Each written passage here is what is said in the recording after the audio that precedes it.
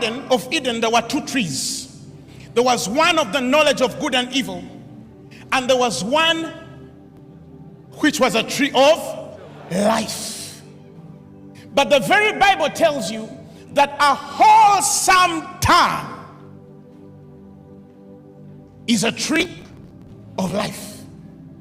But the perversiveness therein, when you start speaking perversion therein, he said it is a breach in the spirit. That means the tree of life in the garden was actually the understanding of a consecrated tongue, a tongue that has learned how to speak wholesome, that does not know how to speak or recognize the perverseness therein in the life of a man, because that is a breach in the spirit. God did not come to Abraham and told him, I have rid you of barrenness.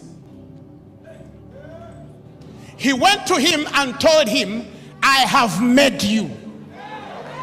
He said, I have made you. He did not recognize what wasn't working in his life. He didn't recognize what the doctors had said. He didn't recognize where the economy was. He didn't recognize his color, his age, his credentials, his qualifications, his curriculum vitae. No, he looked at his man and told him what the good Abraham had was. And he didn't say, I will make you. He said, I have made you. Because that's a wholesome tongue. And God said, let us get man out of the garden.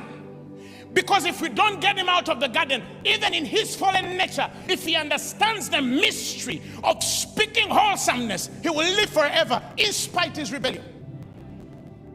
Because God can't go against a wholesome tongue. That's the only reason why he sent them out of the garden. God cannot go against a wholesome tongue.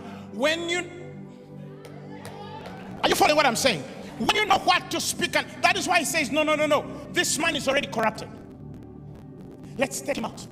Because if he eats of this tree, in his rebellion, he will live forever. Why? Because he will learn the mystery of speaking right. This law doesn't care whether man knows God or he doesn't.